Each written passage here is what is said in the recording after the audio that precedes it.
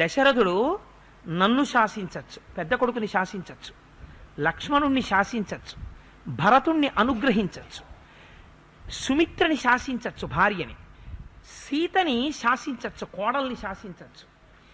మనందరం దశరథుడు ఎలా చెప్తే అలా ప్రవర్తించాలి. ఏష ధర్మ సనాతన అంటే ఇప్పుడు head of the family is only A father. తండ్రి మాత్రమే కుటుంబమునకు యజమాని.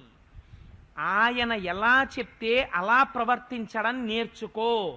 మీకొక్క విషయం జ్ఞాపకం పెట్టుకోండి, నేను ప్రత్యేకించి ఈ విషయంలో వ్యాఖ్యానం చెయ్యడానికి ఇష్టపట్టలేదు, కానీ మీరు గుండెల మీద చెయ్యేసుకుని నిష్పక్షపాతంగా ఆలోచించండి.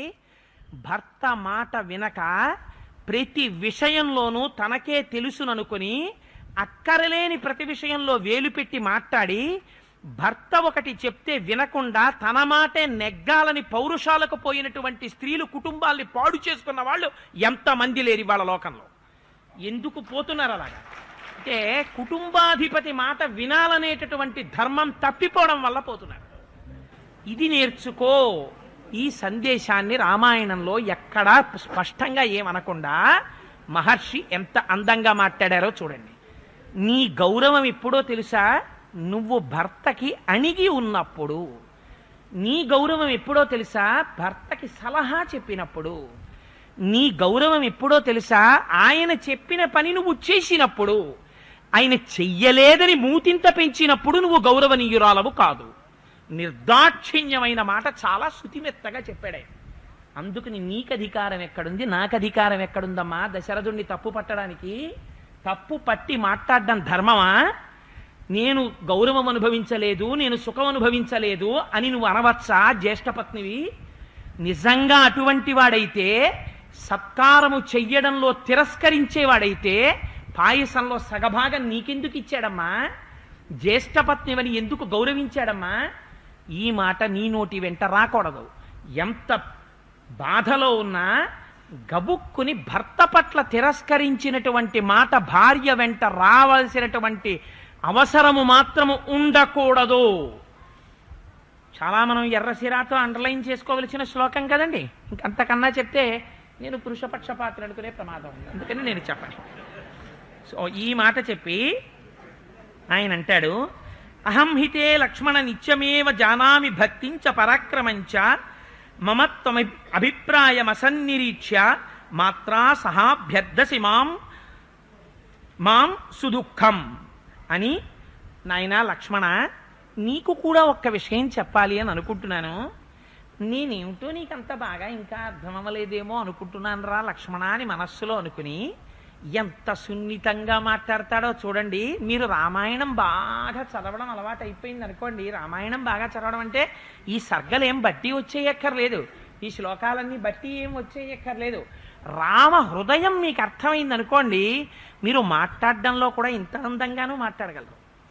ఆ మాట్లాడుతున్నప్పుడు నిజంగా వీణ మీటుతున్నట్టు, అబ్బా ఆయన మాట్లాడుతుంటే భలే గమ్మత్తుగా అందంగా ఉంటుందండి అని 10 మంది వినేటట్టు మాట్లాడతారు. కానీ ఆ మాటల్లో చాలా ధర్మం ఉంటుంది, చాలా వాతలు ఉంటాయి, కానీ పైకి తెలియవు, పువ్వులతో కొట్టినట్టు ఉంటుంది. అందుకని ఎంత అందంగా అంటాడో చూడండి. ధర్మార్థకామా ఖలుతాతలోకే సమీక్షితా ధర్మ ఫలోదయేషు తే తత్ర సర్వేస్యు రసంశయం నే భార్యేవస్యాభిమతాసుపుత్ర. లక్ష్మణ, నీకొక్క ధర్మం చెప్తాను విను. ధర్మము, అర్థము, కామము అని 3 ఉంటాయి పురుషార్థాల్లో, మొదటి 3. ఇందులో నువ్వు ధర్మం ఒక్కదాన్ని పట్టుకున్నావనుకో, అది అర్థకామాల్ని తీసుకొచ్చేస్తుంది లక్ష్మణ. ధర్మాన్ని పక్కన పెట్టేసి అర్థాన్ని కామాన్ని పట్టుకున్నావనుకో, అది అర్ధకామాల్ని తేవడం మాట నాకు తెలియదు, కానీ నువ్వు పట్టుకున్నటువంటి అర్థం, ధర్మాన్ని వదిలిపెట్టుకున్న అర్థం లోకద్వేషాన్ని తీసుకొస్తుంది, లోకనిందని. కామన్ని పతనాన్ని తీసుకొస్తుంది లక్ష్మణ. ధర్మం ఎటువంటిదో తెలుసా? భార్య లాంటిది అన్నాడు. ఎందుకు ఈ మాట అన్నాం అంటే, మన వాళ్ళు అందుకే ఒక మాట అంటారు, భార్యని కామ్యపత్ని అని మన శాస్త్రంలో పిలవరు, ఈవిడ నా ధర్మపత్ని అని చెప్తారు. ధర్మపత్ని అంటే ఏమిటో తెలుసా అండి? ధర్మపత్ని అంటే పత్నిని మీరు తీసుకున్నారనుకోండి. అందుకే మనం అందరం కూడా గృహస్థాశ్రమంలోకి ప్రవేశిస్తాం. ధర్మబద్ధమైనటువంటి పత్ని ఇంటికి వస్తే ఆవిడ చేత అర్థం వస్తుంది. అర్థం ఏది? ప్రపంచంలో అర్థము అన్నదానికి తీవ్ర స్థాయిలో వ్యాఖ్యానం ఏమిటో తెలుసా అండి? మీరు సంపాదించినటువంటి డబ్బు అర్థము కాదు. మీకు ఎన్ని కోట్ల రూపాయల ఆస్తులున్నా శాస్త్రము దాన్ని అర్థమని అంగీకరించదు. దానికి శాస్త్రంలో పేరు కర్మఫలము. మీరు పూర్వం ఏదో పుణ్యం చేశారు, ఆ పుణ్యం ఈ జన్మలో మీకు తీసుకొచ్చి 4 రూపాయలుగా కనపడేటట్టు చేస్తోంది. అందుకని గృహములు కాని, పొలములు కాని, భూమి కాని, గనులు కాని, ద్రవ్యము కాని, బంగారము కాని, వాహనములు కాని, ఇదేది అర్థము కాదు. ఏది అర్థము? కొడుకు అర్థము. ఎందుకని కొడుకు అర్థం? ఎంత కష్టంలో మీరుండండి, పుత్రగాత్ర పరిష్వంగం తండ్రికి ఆనందాన్ని ఇస్తుంది. తండ్రి శరీరం పడిపోయిన తరువాత తండ్రిని ఉత్తమ లోకాలకి పంపించగలిగిన శక్తి కొడుకొక్కడికే ఉంది, గయాశ్రాద్ధం పెట్టి. అందుకని అర్థము అంటే కుమారుడు. ఈ కుమారుడు ఎక్కడి నుంచి వస్తాడు? ధర్మపత్నిలోంచే రావాలి. వేరొక చోట నుంచి వస్తే వాడిని ధర్మబద్ధమైన సంతానం అనరు. వాడు తన ధర్మపత్ని ఎందే రావాలి. అందుకని ధర్మమును ఆశ్రయించి అర్థం ఉంది. ఈ ధర్మమును ఆశ్రయించినటువంటి అర్థంలో పైకి కనపడకుండా కామం తీరిపోతాం. అర్థం రావడానికి ఫలితం, దానికి ముందు ప్రాతిపదిక ఏది? కామమే. అందుకని ధర్మబద్ధమైన కామము అర్థము వైపుకి తీసుకెళ్ళిపోతోంది. ఎప్పుడు?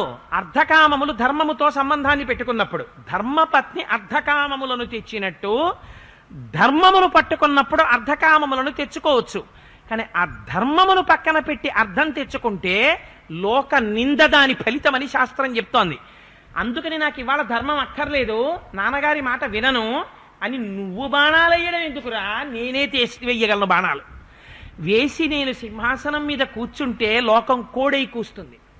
ఇన్ని గుణాలున్నాయనుకున్న రాముడు రాజ్యం కోసం తండ్రిని ఖైదు చేశాడంటుంది రామాయణం. వాల్మీకి రాయరు, మనం చెప్పుకోం. అయోధ్యకాండ చెప్పుకుంటే బయట వర్షం పడదు. ఇంత గొప్ప ఫలితంతో మనం లోపలికి రాం. రామాయణానికి అంత శక్తి ఉండదు. ఇంత శక్తి ఇప్పటికీ రామాయణానికి ఉండిపోయింది అంటే రాముడు పట్టుకున్న ధర్మం. అందుకని ధర్మబద్ధమైన అర్థమే నాకు కావాలి, ధర్మబద్ధమైన కామమే నాకు కావాలి. నువ్వు చెప్తున్నటువంటి రాజ్యం ధర్మబద్ధము కాని రాజ్యం. అందుకని నాకు అక్కర్లేదు లక్ష్మణ. ఎటువంటి నిర్ణయాలు చూడండి. నిజంగా రాముడి మాటలు ఒక సుప్రీంకోర్టు జడ్జిమెంట్ కూడా ఎలా ఉంటుందో అంత గొప్పగా, అంత అందంగా ఎలా ఇప్పుడు ఎవరు దాన్ని తిరస్కరించి మాట్లాడగలరు చెప్పండి? ఏకకాలమునందు కౌసల్యకి జవాబు చెప్పాడు, ఇటు లక్ష్మణుడికి జవాబు చెప్పాడు. చెప్పి అందుచేత నాకు కావలసినటువంటిది ఏదైనా ఉంటే నేను చేసేటటువంటి పని ఒక్కటే చేస్తాను. ఏది? గురుశ్చ రాజాచ పితాచ వృద్ధః క్రోధాత్ ప్రహర్ష్యాద్యది వపి కామాత్ యద్వాదిశేత్కార్యమవేక్ష్య ధర్మం కష్టం న కుర్యా ధనుషం సవృత్తి. తండ్రి చెప్పినటువంటి మాట కొడుకు పాటించడం ధర్మం. తండ్రి గారు సంతోషంలో చెప్పారా? తండ్రి గారు కోపంలో చెప్పారా? తండ్రి గారు కామంలో చెప్పారా? ఇవన్నీ ఆలోచించి ధర్మ నిర్ణయం చెయ్యవలసిన వాడివి నువ్వు కాదు. శాస్త్రం ఏం చెప్పిందంటే తండ్రి మాట విను, తండ్రి ప్రశాంతంగా ఉన్నప్పుడు చెప్పిన మాట విను, తండ్రి కోపంలో చెప్పినప్పుడు మాట వినకు. ఇన్నేం చెప్పలేదు. తండ్రి కామానికి వశుడయ్యాడు, తండ్రి కైకయ్యతో విషయ సుఖాలను భవిస్తున్నాడు, యవ్వనంలో ఉన్న కైక తండ్రికి కావలసి వచ్చింది, నీకెందుకురా ఇన్ని మాటలు అనడం. కామంతో ఉన్నా, క్రోధంతో ఉన్నా, హర్షంతో ఉన్నా నాన్నగారు చెప్పిన మాట అనువర్తించడమే నాకు శాసనం. నిన్న నాన్నగారు పిలిచి సంతోషంతో రాజ్యం ఇస్తానంటే నాన్నగారా? ఇవాళ నాన్నగారు పిలిచి నాన్న 14 ఏళ్ళు అడవికి వెళ్ళరా అంటే కామంతో ఉన్న నాన్నగారా? అప్పుడు కామంతో లేరా నాన్నగారు? అంటే నీకు పనికొస్తే నాన్నగారు మంచివారు, నీకు పనికి రాకపోతే నాన్నగారు కామంతో ఉన్నవారు. ఇదే నీకు అర్థమైన ధర్మం అని కఠినంగా అనడు. చాలా మృదువుగా మాట్లాడతాడు. అందుకని లక్ష్మణ, నాకు కావలసింది ఏదో తెలుసా? నాన్నగారి మాట పాటించడమే నాకు కావాలి. అందుకని నేను అరణ్యానికి వెళ్ళడానికే నిశ్చయాన్ని తీసుకుని ఉన్నాను. నిజంగా అందుకే అన్నాడండి మారీచుడు మహానుభావుడు, రామో విగ్రహవాన్ ధర్మ సాధు సత్యపరాక్రమ అన్నాడు. రాముడంటే పోతపోసేసిన ధర్మమయ్య బాబు, ఆయన జోలికి వెళ్ళలేము. అందుకే కారణం, అడుగు తీసి అడుగు వేస్తే సత్యధర్మాలు ఆలోచిస్తాడు, అందుకే రాముడిని చెనకడం ఎవరికీ సాధ్యం కాదు అన్నాడు. అందుకే మీకు ఒక పరమ యథార్థమైన మాట చెప్తున్నాను. రామ అన్న మాటే సత్యధర్మములతో మల్టిప్లై అయిపోయి ఒక బాంబు ఎలా ఉంటుందో శక్తితోటి అది అలా ఉంటుంది. ఏమండి బాంబు పెట్టారు అన్నారు అనుకోండి, ఏం పర్వాలేదు లేదు అంతా చల్లగా ఉంది, ఇక్కడెక్కడ అగ్గిపెట్టి కూడా లేదని మీరు ప్రశాంతంగా ఉంటారా? బాంబు పెట్టారంటే పారిపోతారు అంతే. ఎందుకని ఏమో పేలుతుందేమో అని. అలా రామనామం కూడా అంతే, సత్యధర్మములతో పట్టుపట్టి ఉండిపోతుంది. అది మీరు పలకడం ప్రారంభించారనుకోండి, దాని శక్తి జనరేట్ అవ్వడం మొదలవుతుంది. మీరు రోజు ఎందుకు మనందరం శ్రీరామ రామ అని రోజు రామనామం ఎందుకు చెప్తున్నాం అంటే, నామం చెప్పడం చేత అందులోంచి ఆ శక్తి బయటికి ప్రచోదనం అవుతుంది. ఆ శక్తి అనుగ్రహ రూపం అయిపోతుంది. ఇవాళ వర్షం పడింది, వర్షం పడ్డం అనుగ్రహం, ఈశ్వరానుగ్రహం వర్షంగా వస్తుంది. అందుకని రామాయణం ఇంతమంది అమాయకంగా వింటున్నారు. ఇంతమంది 8:30కి బయలుదేరే ముందు కూడా సంతోషంగా రామనామం చెప్తున్నారు. నామానికి నామి వశుడైపోతాడు. రాముడు సంతోషించాడు, అయోధ్యకాండ శక్తి చూపించాలనుకున్నాడు, వీళ్ళందరినీ కదపాలనుకున్నాడు, కానీ పరమ పుణ్యప్రదంగా కలపాలనుకున్నాడు. ఇవాళ దివ్యాక్షతలన్నిటినీ కూడా అక్కడ కురిపించాడు. వాటిని కాలితో తొక్కి పృష్ఠభాగంతో నొక్కకూడదు కనుక లోపలికి వెళ్ళి కూర్చోండి అన్నాడు. అక్షతలు పృథివిలోకి వెడతాయి. వెళ్ళడం చేత ఈ ఆలయ ప్రాంగణం మరింత శక్తివంతం అయిపోతుంది. రేపెళ్ళి మనం అక్కడ కూర్చుంటాం. మీకు తెలియకుండానే రామనామపు శక్తి మీ శరీరంలోకి ప్రవహించడం ప్రారంభమైపోతుంది. ఇంతకన్నా రామాయణానికి ఉన్నటువంటి శక్తి ఇంకా నేను ఈ రకంగా చెప్పను. అందుకని ఇది రామాయణానికి ఉండేటటువంటి గొప్పతనం. అందుకని రాముడు అంటాడు, నాయనా నీకొక్క విషయం చెప్తాను చూడు, ఇప్పుడు నీకు నేను చెప్పినటువంటి మాట యథార్థము అని నువ్వు నమ్మగలిగితే, సౌమిత్రేయోభిషేకార్థే మమ సంభార సంభ్రమ అభిషేక వివృత్యర్థే సోస్తు సంభార సంభ్రమ. నువ్వు నాకు ఏదైతే అభిషేకం చేద్దామని తీసుకొచ్చి ఇక్కడ వస్తువులన్నింటినీ సిద్ధం చేసినప్పుడు వాటినన్నింటినీ తీసుకొచ్చి పెట్టడంలో మా అన్నయ్యకి అభిషేకం జరుగుతుంది, యువరాజు అవుతాడని సంతోషపడిపోతూ నువ్వు అవన్నీ పట్టుకొచ్చి అక్కడ పెట్టావో, వాటన్నింటినీ కూడా ఒక్కొక్క దాన్ని తీసేయడంలో మళ్ళీ శ్రద్ధ చూపించు. అభిషేక సంభారాలన్నీ నువ్వు తీసేస్తే నేను సంతోషిస్తానన్నాడు. అంటే ఎంత ధర్మానికి కట్టుబడి ఉన్నాడో చూడండి. అవి తీసేస్తుంటే ఇవేనండి నాకు అభిషేకం చేసే చూసారా ఎలా తీసేస్తున్నారో అని ఇలా ఇలా ఇలా ఇలా కళ్ళే ఆయన నిలిపేసుకోడు అని. మయి చీరాజినధరే జటామండలధారిణి గతేరణ్యంచ కైకేయ్య భవిష్యతి మనస్సుఖ. నేను అరణ్యానికి తొందరగా వెళ్ళిపోవాలి. ఎందుకు వెళ్ళిపోవాలో తెలుసా లక్ష్మణ? నేను వెళ్ళకపోతే అమ్మ బాధపడుతుంది. మీరు ఈ బహుశా నేను అనుకుంటున్నాను ఈ మాట రాముడు తప్ప ఎవరు చెప్పలేరు. నిజంగా రామాయణం బాగా అర్థమైతే ఈ పాటికి రామాయణానికి ప్రపంచవ్యాప్తంగా నోబెల్ ప్రైజ్ ఫర్ లిటరేచర్ ఎన్ని 100 సార్లు ఇవ్వాలి. దీనికి ఎంత గొప్ప శ్లోకం చెప్పాడో చూడండి. ఆయన అమ్మ మనస్సుకి బాధ కలగకూడదు, అందుకే నేను తొందరగా వెళ్ళిపోవాలి. అమ్మకి అనుమానం అనేటటువంటి దుఃఖం రాకూడదు, ఈ అభిషేక సంభారాలు తీయించేసేయి అన్నాడు. ఎవరికి ఈ అనుమానం అన్న దుఃఖం ఉంటుంది చెప్పండి? ఇంకా అభిషేక సంభారాలు అక్కడుండి సింహాసనాన్ని ఇంకా తుడుస్తూ అన్నిటినీ రెడీ చేస్తూ ఇంకా తోరణాలు కడుతూ రాముడు లక్ష్మణుడు కౌసల్య సీతమ్మ అందరూ కలిసి కౌసల్య అంతఃపురంలో ఏదో మాట్లాడుకుంటున్నారు అనుకోండి, బెంగ ఎవరికి ఉంటుంది? కైకమ్మకు ఉంటుంది. ఎందుకని? అమ్మో వెడతాడో వెళ్ళడో, ఆ వశిష్ఠుడు విశ్వామిత్రుడు అన్న అస్త్రాలు ఇచ్చారు, కొంప తీసి ఏ బాణాలన్నా తొడుగుతాడేమో ధనస్సుకి, తిరగబడి దశరథ మహారాజు గారిని ఖైదు చేస్తే నేను చేసిన ప్రయత్నం అంతా ఏమైపోవాలి? మందర ఏది చెప్పిందో అది నిజం అవుతుంది. భరతుడు అడవికి పారిపోవాలి, నేను జైల్లో కూర్చోవాలి. అందుకని రామచంద్రమూర్తి ఒకవేళ తన నారికి బాణం తొడుగుతాడేమోనని అమ్మ అనుమానపడుతుంది. కైక అని అనడు, మా అమ్మ అనుమానపడుతుంది. ఆ అనుమానం వచ్చిన కొద్దీ అమ్మకి దుఃఖం వస్తుంది. అమ్మ దుఃఖపడ్డం నాకు ఇష్టం లేదు. ఇప్పుడు చెప్పండి, కౌసల్యకి కైకకి భేదాన్ని రాముడు ఇప్పుడైనా ఏదైనా పాటించాడా? పాటిస్తే ఈ మాట రాముడు అనగలడా తన నోటి వెంట? ఇది రాముడి క్యారెక్టర్. రాముడంత గొప్పవాడు అని మహర్షి ఎక్కడైనా సర్టిఫికెట్లు ఇచ్చారా? ఇవ్వరు. ఏది జరిగిందో చెప్తారంతే. ఇలా నరుడిగా మాట్లాడడం ఎంత గొప్ప, ఇది రాముడంటే. అందుకని తొందరగా ఈ సంభారాలన్నీ పక్కకి తీసేసాయి. అమ్మ మనస్సులో అనుమానం అనేటటువంటి దుఃఖం ఎంత మాత్రమూ రాకూడదు. నీకు ఇంకొక మాట చెప్పనా లక్ష్మణ, నన్ను భరతుణ్ణి అమ్మ ఎప్పుడూ ఒక్కలాగే చూసింది. ఎప్పుడైనా కైకమ్మ భరతుడిని ఎక్కువ ప్రేమించి రాముణ్ణి తక్కువ ప్రేమించిన సంఘటన నీకు తెలుసా ఒక్కటే? అంటే లక్ష్మణుడు ఏమనాలి? తెలియదన్నయ్య అనాలి.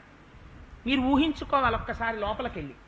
అంటే రాముడు అంటాడు, మరి ఇంతకాలం ప్రేమించిన అమ్మ నిన్న రాత్రి నన్ను పిలిచి యవరాజ్య పట్టాభిషేకం చేస్తాను ఉపవాసం చెయ్యన్న నాన్నగారు, ఇంతమంది నేను తెల్లవారి వాళ్ళ దగ్గరికి వెళ్ళేటప్పటికీ పట్టాభిషేకం చెయ్యను అంటే అర్థం ఉంది 14 ఏళ్ళు అరణ్యవాసానికి వెళ్ళిపోమ్మని అదే కైకమ్మ తన నోటితో అందంటే, సత్యబద్ధుడై ఇంత మహారాజైనా ఏమీ చేయలేక నన్ను వెళ్ళిపోమ్మంటున్నాడంటే ఒక్కటి గుర్తుపెట్టుకో లక్ష్మణ, సుఖదుఃఖే భయక్రోధౌ లాభాలాభౌ భవాభవౌ యచ్చ కించిదాభూతం నను దైవస్య కర్మతత్. సుఖమవని దుఃఖమవని శుభమవని అశుభమవని ఏదవని వెనక నుండి శాసించేటటువంటి వాడు దైవం. ఆ దైవాన్ని తిరస్కరించి నువ్వు ఏం చేయలేవు. ఇవాళ కైక వెనకాతల ఉండి నన్ను అరణ్యానికి పంపిస్తున్నవాడు దైవం పంపిస్తున్నాడు. లేకపోతే ఎన్నడూ నన్ను భరతుడి కన్నా వేరుగా చూడని కైకమ్మ ఇవాళ అరణ్యవాసం చెయ్యమని ఎందుకు అడుగుతుంది? అందుచేత అసంకల్పితమేవేహా యదకస్మాత్ ప్రవర్తతే నివర్త్యారంభమారబ్ధం అను దైవస్య కర్మతత్. రామ, ఒక మంచి పని చేద్దాము అనుకుంటే దానికి ఒక ప్రతిబంధకం రావడం కూడా దైవము చేసిన పని. మనం ఏం చేస్తాం? సాధారణంగా ఏదైనా ఒక ప్రతిబంధకం వచ్చిందనుకోండి, ఏదో ఒకరి రూపంలో రావాలి. వస్తే మనం ఏం చేస్తాం? వారి మీద అగ్నిహోత్రం కురిపించేస్తాం. రాముడు ఎలా చూస్తాడో చూడండి. ప్రతిబంధకం వచ్చింది అంటే ఈశ్వరుడు ప్రతిబంధక రూపంలో ఈ పని జరగకుండా ఎందుకో కొంతకాలం ఆపాడు. అలా ఆపడంలో కూడా ఏదో మేలుండొచ్చు. అందుకని ఆ ప్రతిబంధక రూపకంలో ఇవాళ కైకమ్మ నోటి వెంట 14 సంవత్సరాలు నేను అరణ్యవాసానికి వెళ్ళాలని పలికించినటువంటి పలుకు వెనకాల ఉన్నవాడు పరమాత్మ. ఆ పరమాత్మ ఈ కంటికి కనపడడు. నువ్వు ఎలా యుద్ధం చేస్తావు? అందుకని అనుదైవస్య కర్మతత్. నమస్కారం చేసి ఆ భగవానుడు ఎలా సంకల్పించాడో దానికి అనుగుణంగా నువ్వు నడవాలయా లక్ష్మణ అన్నారు. అంటే ఈ మాటలు విన్నాడు లక్ష్మణమూర్తి. ఈ మాటలు విన్నది కౌసల్య. కానీ ఇంత ధర్మబద్ధంగా మాట్లాడేటప్పటికీ కౌసల్య తిరిగి ఏమీ మాట్లాడలేకపోయింది, వింటోంది. కానీ ఇంకా దీనిలో ఉన్న సారాన్ని దుందుడుకుతనం ఉండిపోయి ఇంకా బాగా ధర్మం సత్యం అర్థం కానటువంటి రీతిలో ఉండిపోయిన పిల్లవాడు కదా లక్ష్మణుడు. అందుకని ఒక పక్క రాముడి మాటలు చెప్తుంటే ఎడం చేత్తో ధనస్సు పట్టుకున్నట్ట, గట్టిగా దాన్ని నొక్కేస్తున్నట్ట, కుడి చెయ్యి ఏనుగు తొండంలో ఇలా ఊపుతున్నట్ట అస్తస్తమానం. అంటే ఏంటి? నువ్వు ఇలా పర్మిషన్ ఇస్తే తీసేస్తాను. అందుకని ఇలా ఊపుతున్నట్ట కుడి చేతిని, పళ్ళు పట్ట కొరుకుతున్నట్ట, పాదాలు అసహనంగా కదుపుతూ అంటాడు, అన్నయ్య నీకే చెల్లింది అన్నయ్య ఈ చేతకాని మాటలు చెప్పడం. ఒక పక్క నుంచి దశరథ మహారాజు గారు కైకమ్మ అంత వృద్ధుడైన తండ్రికి యవ్వనంలో ఉన్న కైకమ్మ పొందు కావలసి వచ్చిందా? ఇన్నాళ్ళు వరాలు జ్ఞాపకం లేవా కైకమ్మకి? ఇన్నాళ్ళు వరాలు జ్ఞాపకం లేవా దశరథ మహారాజు గారికి? నిన్న రాత్రి నిన్ను పిలిచి యవరాజ్య పట్టాభిషేకం చేస్తానన్నాడా? రాత్రి కైకమ్మ దగ్గరికి వెళ్ళాడా? రాత్రికి రాత్రి 2 వరాలు అడిగేసిందా? అందుకని సత్యధర్మాలతో బద్ధుడైపోయాడా? అందుకని భరతుడికి రాజ్యం ఇచ్చేస్తాడా? నిన్ను వెళ్ళిపోమ్మంటాడా? తండ్రి మాట నిలబెట్టడం నీ ధర్మమా? అందుకని నువ్వు ఇన్ని అస్త్రాలు, ఇన్ని శస్త్రాలు, ఇంత మహోత్తముడివి, ఇన్ని గుణాలు ఉన్నాయి, చేతకాని వాళ్ళ దుంపలు తింటూ తేనె తాగుతూ అడవిల్లో తిరుగుతావా? ఏమిటనయా చేతకాని మాటలు? ఎవడనయా దైవం? ఏది వచ్చి కనపడమని నాకు? కనపడకపోతే నువ్వేమంటున్నావు? కనపడడం ఎలా యుద్ధం చేస్తావని కదా అంటున్నాడు. ఇవాళ అటో ఇటో తేల్చేస్తాను, నాకు అవకాశం నువ్వు చెప్పావు కదా, నేను చెప్తున్నాను. దైవం ఉన్నాడు, దైవం తప్పించాడని కదా నువ్వు అంటున్నావు. ఏదో ఒక్క అవకాశమి, దైవం నిలబడతాడో పురుషకారం లక్ష్మణుడు నిలబడతాడో చూపిస్తాను. ధనస్సుకి బాణాలు తొడుగుతానన్నయ్య, తొడిగి విడిచిపెట్టానా? లక్ష్మణుడు ఫస్ట్ ఎగిరిపోయే కుత్తుక దశరథ మహారాజు గారిది. దశరథుడి తల తెంపేస్తాను, కైక తల తెంపేస్తాను, నిన్ను తీసుకెళ్లి సింహాసనం మీద కూర్చోబెడతాను. ఏ దైవం అడ్డొచ్చి కదా ఆగిపోయిందంటున్నావు? ఏదా దైవం అడ్డొచ్చి ఆపమను? అప్పుడు కూడా నన్ను నిగ్రహించగలిగాడు అనుకో, దైవం ఉన్నాడని ఒప్పుకుంటాను. దైవమో పురుషకారమో లక్ష్మణుడన్నా నెగ్గాలి, ఈశ్వరుడన్నా నెగ్గాలి. ఈ రెండింటిలో ఏదో ఒకటి నెగ్గాలి. అందుకని నాకు అవకాశం ఈ అన్నయ్య.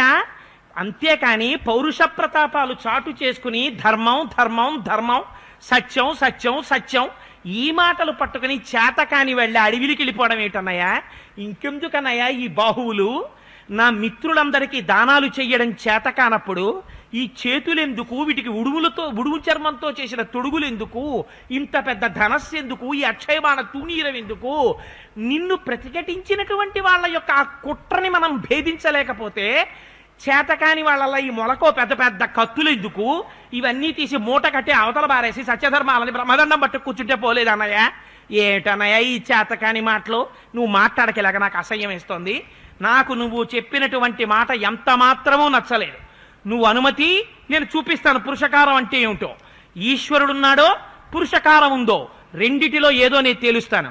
అన్నయ్య నువ్వు అనుజ్ఞని, దశరథ మహారాజు గారి మీద యుద్ధం ప్రకటిస్తానన్నాడు. రాముడు అన్నాడు, నువ్వు మళ్ళీ పొరపాటు పడుతున్నావు. చేసినది దైవమే. దశరథ మహారాజు గారికి ఎప్పుడూ నా యందున్నది పరిపూర్ణమైన ప్రేమే, కైకకున్నది పరిపూర్ణమైన ప్రేమే. నేను అనుమతించిన నాడు కదా నువ్వు బాణం వెయ్యడం. లక్ష్మణ, నీకు ఇంకొకసారి చెప్తున్నాను, దశరథ మహారాజు గారి మాట నిలబెట్టి, దశరథ మహారాజు గారు ఆడినటువంటి మాట యందు ఆయన్ని నిలబెట్టి 14 ఏళ్లు అరణ్యమునకు వెళ్ళిపోవడం మినహా నాకు ఇంకొక మార్గం లేదు. అందుకని నేను అరణ్యమునకే వెళ్ళిపోతాను. అమ్మా, తండ్రి మాట తప్పడం నాకు ఇష్టం లేదు. నేను శిరస్సు ఉంచి నీ పాదములు పట్టి ప్రార్థిస్తున్నాను. నాకు నాకు ఆశీర్వచనం చేసి నన్ను పంపించమ్మా అన్నాడు. అంటే ఆవిడంది, పక్కన లక్ష్మణుడు ఉద్రేకపడిపోతున్నాడు కదా, అందుకని ఆవిడికి కొంచెం అవకాశం కలిసింది కౌసల్యకి. అందుకని ఆవిడంది, సరే నువ్వు వెళ్ళిపోతానని 1కి 10 మాట్లాడుతున్నావు రామా, నువ్వు వెళ్ళిపో. కానీ నువ్వు వెళ్ళిపోతే నేను ప్రాణత్యాగం చేస్తాను. ఎందుకని? నిన్ను విడిచిపెట్టి నేను ఉండలేను. నాకు ఇక్కడ దశరథ మహారాజు గారు నన్ను సక్రమంగా చూస్తాడని, నువ్వు వెళ్ళిపోయిన తరువాత వచ్చిన ఆక్రోశాన్ని తీరుస్తాడని, నా కన్నుల నీరు తుడుస్తాడని నాకు నమ్మకం లేదు. అందుకని నన్ను నీతోనన్నా తీసుకెళ్ళావు, లేదా నేను విషం తాగి మరణిస్తాను. రెండిటిలో ఏది చెయ్యమంటావో చెప్పి నువ్వు బయలుదేరండి. రాముడు అన్నాడు అమ్మవంక చూసి, భర్తుక్కిల పరిచ్ఛాగో నృశం సహా కేవలం స్త్రియా నభవత్యాన కర్తవ్యో మనసాపి విగర్హిత. అమ్మా, నీకొక్క మాట చెప్తున్నాను. ఏ స్త్రీ భర్తని విడిచిపెట్టి తాను ఒక్కతే భర్త కన్నా వేరుగా దూరంగా ఉంటానని మానసికంగానైనా ఊహ చేస్తుందో అటువంటి స్త్రీ నృశంస, చూడగాని ఛీ అనవలసినటువంటి స్త్రీ. అటువంటి స్త్రీ పేరెత్తడానికి కూడా వీల్లేదు. దశరథ మహారాజు గారు జీవించి ఉండగా ఆయన పట్టమహిషివై భర్తని విడిచిపెట్టి బిడ్డలతో వెళ్ళిపోతానని భర్తని నింద చేస్తావా? అమ్మా, నువ్వు ఒక్కనాటికి ఆ మాట అనకూడదు. యావజ్జీవతి కాకుత్సహ పితామే జగతీపతి శుశ్రూషా క్రియతాం తావత్ సహిధర్మ సనాతన. ఎంతకాలం దశరథ మహారాజు గారు జీవించి ఉంటారో అంతకాలం నువ్వు దశరథ మహారాజు గారి శుశ్రూష చేయవలసిందే. అందుకని నువ్వు దశరథ మహారాజు గారు జీవించి ఉండగా నాతో వస్తాను, ఇక్కడ సుఖం ఉండదు అక్కడ సుఖం ఉంటుందన్న మాట నీ నోటి వెంట రాకూడదు. ఈ మాట నేను అంగీకరించను. వ్రతోపవాసానిరత యానారీ పరమోత్తమ భర్తారం నానువర్తేత సాతు పాపగతిర్భవేత్. అమ్మా, నీకు వేదం చెప్పినటువంటి ఒక పరమ సత్యమైన మాట చెప్తున్నాను. ఎన్ని వ్రతములు చెయ్యని, ఎన్ని నోములు పట్టని, ఎన్ని పూజలు చెయ్యని, ఎన్ని దేవుళ్ళని ఆరాధించని, తన భర్త మనస్సు గుర్తిరిగి భర్తకి ఆనందం కలిగేటట్టుగా ప్రవర్తించడం చేతకానటువంటి స్త్రీ మిగిలినవి ఎన్ని చేసినా చిట్ట చివర ఆవిడ పొందేది నరకాన్ని మాత్రమే పొందుతుంది. ఎన్ని పుణ్యములు చేసినా ఆ స్త్రీకి ఆ పుణ్యములు ఫలించవు. ఎందుకని? అన్నిటికన్నా గొప్పది భర్తని అనువర్తించడమే. భర్త శుశ్రూషయా నారి లభతే స్వర్గముత్తమం అపియా నిర్నమస్కార నివృత్తా దేవపూజనాత్.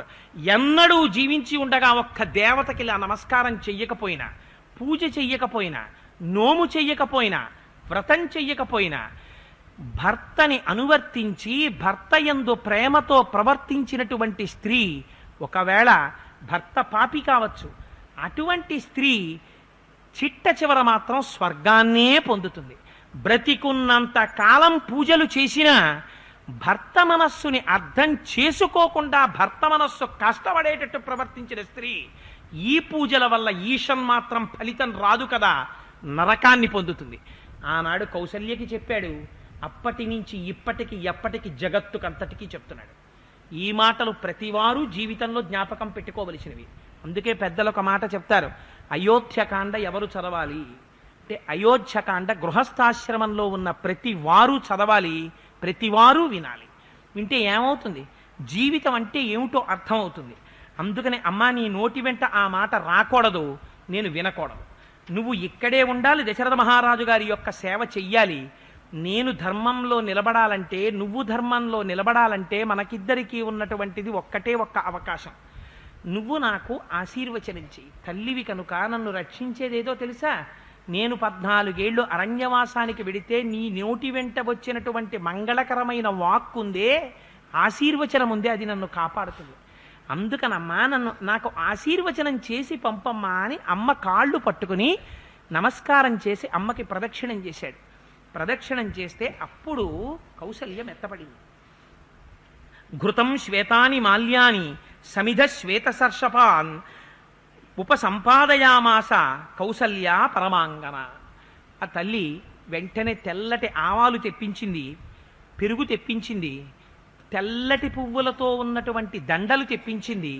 అగ్నిహోత్రాన్ని, అగ్నికార్యాన్ని ప్రారంభం చేసి వేదం బాగా చదువుకున్నటువంటి తైత్తరీయ శాఖకి చెందినటువంటి ఆచార్యుణ్ణి పిలిచి హోమం చేసి అక్షతలు తెచ్చి కుమారుడి యొక్క శిరస్సు మీద ఉంచింది. శిరస్సు మీద ఉంచి ఇప్పుడు కౌసల్య తాను చెయ్యవలసినటువంటి పని చేసి ధర్మంలో నిలబడింది. ఇది కౌసల్యకి కైకేయికి తేడా. కౌసల్య కూడా వైక్లభ్యాన్ని పొందుతుంది ఆ స్థాయిలో, అది తప్పు కాదు కూడా. ఏ స్త్రీ అయినా అటువంటి సమయంలో గబుక్కుని నోటి వెంట రాకూడని మాట, పొరపాటు ప్రవర్తన జరగచ్చు. కానీ ధర్మం విన్న తర్వాత దిద్దుకుంటుంది కౌసల్య, దిద్దుకోదు కైకమ్మ. దేవతలు అందుకే ఎవరిని ఆవేశించారంటే కైకమ్మను ఆవేశించారు. రజోగుణ ప్రవృత్తి ఎక్కువైపోతే పెద్దలు కనపడినప్పుడు నమస్కారం చెయ్యాలనేటటువంటి ఇంగిత జ్ఞానం కూడా మరిచిపోయి మదంతో ప్రవర్తించడం అలవాటైతే, నీ శిరస్సు వంచడం నీకు కష్టమైపోతే, నీకు విన్నటువంటి 4 మంచి మాటల్ని మంచి మాటలుగా ఒప్పుకునే నిజాయితీ నీలో తగ్గిపోతే, అహంకారం పెరిగిపోతే దుష్కార్యాలు జరగడానికి దేవతలు నిందించుకుంటారు. ఎంచుకున్న నాడు అప్రతిష్ట తీసుకొచ్చి నీ ఖాతాలో మూట కడతారు. కైకగా బ్రతకాలనుకుంటావో కౌసల్యగా బ్రతకాలనుకుంటావో నీ ఇష్టం. ఇది రాముడు చెప్పినప్పుడు విన్న కౌసల్యకున్న గొప్పతనం, వినని కైకేయికున్నటువంటి పాపం. ఇది మహర్షి ఎంత అందంగా విశదీకరిస్తారో చూడండి. ఈ మాటలు చెప్పిన తరువాత తల్లి ఆ అక్షతలు తీసి రామచంద్రమూర్తి యొక్క శిరస్సు మీద ఉంచి ఒక్కసారి ఆశీర్వచనం చేసింది. నాయనా, నిన్ను సూర్యుడు రక్షించాలి, చంద్రుడు రక్షించాలి, అశ్వినీ దేవతలు రక్షించాలి, భూమి రక్షించాలి, ఆకాశం రక్షించాలి, దిక్కులు రక్షించాలి, గృహదేవతలు రక్షించాలి, రాక్షసులు రక్షించాలి. నా చేత ఇక్కడ పూజింపబడుతున్నటువంటి ఆ విషక్రిములన్నీ కూడా, తేళ్లు, జెర్రిలు, పావులు, భూమి మీద పాకేవి, చీమలు, చెట్లు, చామలు, నదులు, నీళ్లు, బురద, ఏనుగులు, మొసళ్ళు, సింహాలు, ఆఖరికి సంవత్సరము, ఋతువులు, నెలలు, మాసములు, తిథులు, నక్షత్రములు, ఇవన్నీ కూడా నిన్ను రక్షించాలి రామా అంది. ఎంత గొప్ప ఆశీర్వచనం చేసిందో చూడండి. అసలు నిజంగా అయోధ్యకాండలో అయోధ్యలో ఆ కౌసల్యాదేవి ఆశీర్వచనం చేసినటువంటి 25వ సర్గని ప్రతిరోజు ఇంట్లో ఆడవాళ్ళు, ఇంట్లో బిడ్డలు స్కూల్కి ఎడుతున్నప్పుడు అప్పుడు ఒక్కసారి మనస్సులో తలుచుకుని, పిల్లలకి ఆశీర్వచనం టైంకి చేయడం కుదరకపోయినా ఇవాళున్న రోజుల్లో వాళ్ళు పెద్ద చాకీ మూటలు పట్టుకుని 7ంటికి వెళ్ళిపోవాలి కనుక, పోని కనీసం భగవంతుడి దగ్గర కూర్చుని ఒకనాడు కౌసల్య చేసినటువంటి ఆ ఆశీర్వచనాన్ని మనస్సులో చదువుకుంటే బిడ్డలకి ఎంత అంగరక్ష అవుతుందో చూడండి. అంత గొప్ప ఆశీర్వచనాన్ని చేశావిడంది. యన్మంగళం సహస్రాక్షే సర్వదేవ నమస్కృతే వృత్రనాశే సమభవత్తత్తే భవతు మంగళం. యన్మంగళం సుపర్ణస్య వినతా కల్పయత్పురా అమృతం ప్రార్థయానస్య తత్తే భవతు మంగళం. అమృతోత్పాదనే దైత్యాన్ ఘృతో వజ్రధరస్య యత్ అదితిర్మంగళం ప్రాదాత్ తత్తే భవతు మంగళం. తీన్ విక్రమాన్ క్రమతో విష్ణోరమిత తేజసః యదాసీన్ మంగళం రామ తత్తే భవతు మంగళం. ఋతుస్సాగరా ద్వీప వేదా లోకా దిశశ్చతే మంగళాని మహాబాహో దిశంతు శుభమంగళా ఇది పుత్రస్య శేషాంశ్చ కృత్వా శిరసి భామిని గంధైశ్చాపి సమాలభ్య రామ రామమాయ తలోచన అని ఒక్కసారి యన్మంగళం సహస్రాక్షే సర్వదేవ నమస్కృతే వృత్రనాశే సమభవత్తత్తే భవతు మంగళం. ఆ వృత్రాసురుణ్ణి సంహరించినప్పుడు దేవేంద్రుడికి ఎటువంటి మంగళం జరిగిందో అటువంటి మంగళము నీకు జరుగుగాక. గరుత్మంతుడు అమృతాన్ని అపహరించి తీసుకొచ్చినప్పుడు ఎటువంటి మంగళం జరిగిందో అటువంటి మంగళము నీకు జరుగుగాక. మహానుభావుడైనటువంటి ఆ ఇంద్రుడు రాక్షసుల్ని సంహరించినటువంటి సమయమైనటువంటి ఆ అమృతోత్పాదన సమయంలో ఇంద్రుడికి అదితి నుంచి ఎటువంటి మంగళం లభించిందో అది నీకు లభించుగాక. 3 పాదముల చేత ఈ లోకములన్నింటినీ కొలిచినటువంటి ఆ త్రివిక్రమావతారానికి ఎటువంటి మంగళము లభించిందో అటువంటి మంగళము నీకు లభించుగాక అని ఆ మంగళం చేసి అక్షతలు ఆ పిల్లవాని శిరస్సు మీదించి ఆశీర్వచనం చేసింది. ఇవాళ నేను ఇలా చెప్పానని నేను విమర్శించాను అని దయచేసి ఎవరు అనుకోకండి. ఇవాళ ఆశీర్వచనాలు కూడా ఎంత అసహ్యకరంగా తయారైంటే నేను కొన్ని ఇళ్లలో చూశాను. ఆ ఆశీర్వచనానికి అర్థం ఉండదు. పిల్లలు వచ్చి తల్లికి నమస్కారం చేస్తే ఆ నమస్కారం చేసిన తర్వాత ఏమిటో పిల్లల తల మీద 2 చేతులు పెట్టి ఏమిటి చెప్తారో తెలియదు. అక్కడి నుంచి ఏమిటో వాళ్ళ చేతులు వాళ్ళు ముద్దెట్టుకోవడం, ఉంగరాలు ముద్దులెట్టుకోవడం. అలా ఎవరూ చెప్పలేదండి. నీ ఉంగరాలు నువ్వు ముద్దెట్టుకోవడం ఏమిటి, నీ వేళ్ళు ముద్దెట్టుకోవడం ఏమిటి, ఏదో పిచ్చి చేష్టితములు తప్ప అది తల్లిదండ్రులు ఆశీర్వచనం చేసే విధానమా అది? అవి అలా ఆశీర్వచనాలు చేయమని ఎక్కడా చెప్పలేదు. 6 శ్లోకాలు 25వ సర్గ నేర్చుకో. నువ్వు తల్లి అయినందుకు, తండ్రి అయినందుకు 25వ సర్గ నేర్చుకో. ఇందులో కనీసం మంగళం మంగళం మంగళం అన్న మాట ఎక్కడొచ్చిందో ఆ సర్గలో ఉన్నటువంటి మాటలు పిల్లలు ప్రయాణంలో వెడుతున్నప్పుడు ఈ సర్గ చదువు. ఈ పిల్లలకి ఎందుకు ప్రమాదం వస్తుంది? రామాయణం నీకు అభయం ఇచ్చింది. పిల్లలు ఎక్కడికైనా బయలుదేరి వెళ్ళేటప్పుడు ఈ ఆశీర్వచనం చేసేసేయచ్చు. ఇది చదివితే చాలు వాళ్ళకి శ్రీరామ రక్ష. అంత గొప్ప మంగళాన్ని తల్లి పెట్టిన తరువాత బయలుదేరి మహానుభావుడు రామచంద్రమూర్తి అక్కడి నుంచి ఒక్కసారి అమ్మకి ప్రదక్షిణం చేశారు. తథాచ దేవ్యాస కృత ప్రదక్షిణో నిపీడ్యమాతుశ్చరణౌ పునః పునః జగామ సీతా నిలయం మహాయశాః సరాఘవ ప్రజ్వలిత స్వయశ్రియా. అగ్నిహోత్రం ప్రకాశిస్తున్నట్టుగా తన కాంతి చేత ప్రకాశింపచేస్తూ మార్గాన్ని అమ్మకి ప్రదక్షిణం చేసి అమ్మ 2 కాళ్ళు గట్టిగా పట్టుకుని అమ్మకి నమస్కారం చేసిన తరువాత కైకేయి అక్కడి నుంచి సీతమ్మ తల్లి యొక్క మందిరానికి చేరుకున్నారు. చేరుకుంటే ఇప్పటి వరకు కౌసల్య దగ్గరికి వచ్చినప్పుడు కూడా ఆయన కొంచెం ధైర్యంగానే ఉంటారు. పెద్ద ఎక్కడా కూడా వైక్లభ్యాన్ని పొంది కన్నుల వెంట నీరది ఏం రాదు. కానీ సీతమ్మ దగ్గరికి వెళ్ళినప్పుడు మాత్రం తడబడిపోయారట. ముఖం వివర్ణం అయిపోయిందిట. రాముడు దేవుడైతే అలా అవుతుందా? రాముడు కూడా మనుష్యుడే అని మీరు రామాయణం చదివితేనే అవుతుంది. మీరు ఎవరి దగ్గరైనా దాచచ్చు, కానీ ఏదైనా మీ భార్య దగ్గరికి వచ్చేటప్పటికి ఎంత దాద్దామని ప్రయత్నం చేసినా దాచలేక మీ ముఖం మారిపోతే మీ మనస్సులు కలిసినట్టు లెక్క. మీ భార్య దగ్గర కూడా దాచేయగలిగితే అది మీకు అవలక్షణం, లక్షణం కాదు. అందుకని అంత నేను కఠినంగా మాట్లాడుతుంటాను, వాల్మీకి సున్నితంగా మాట్లాడుతుంటారు. అందుకని సీతమ్మ దగ్గరికి వచ్చేటప్పటికి మాత్రం ముఖం వివర్ణం అయిపోయిందట రామచంద్రమూర్తికి. సీతమ్మ ఎదురొచ్చి ఏమి మహాప్రభో. అప్పుడు సీతమ్మ పట్టాభిషేకం అయిపోయింది అనుకుంటాను, చాలా సంతోషం అండి, మీకు స్వీట్ ఉంటానని లోపలికి వెళ్ళి గబగబా తెచ్చి నోట్లో పెట్టకూడదు.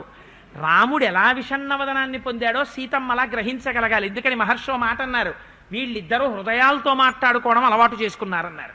మరి ఇప్పుడు రాముడు చెప్పకపోయినా సీతమ్మకి అర్థమైతే హృదయాలతో మాట్లాడుకున్నట్టు. అంతేగాని మీరు చెప్పలేదు అందుకు స్వీట్ తెచ్చాను ఆ కోపం అందనుకోండి అంటే ఇంకా హృదయాలతో మాట్లాడుకున్నాడు. బాలకాండలో చెప్పిన ఆఖరి సర్గ తప్పనమాట. అందుకని ఎంత అందంగా ఉంటాయో చూడండి ఆ సర్గలు రాస్తే.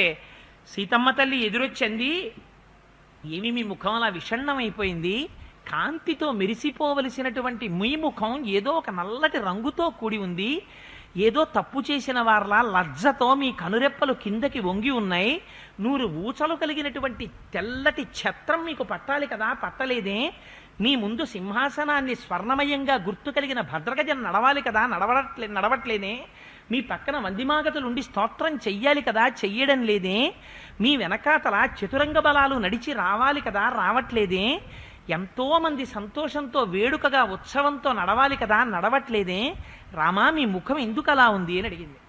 అడిగితే రాముడు తల దించుకుని అన్నాడు, సీత, మా తండ్రి గారిని రాత్రి కైకమ్మ 2 వరాలు కోరింది.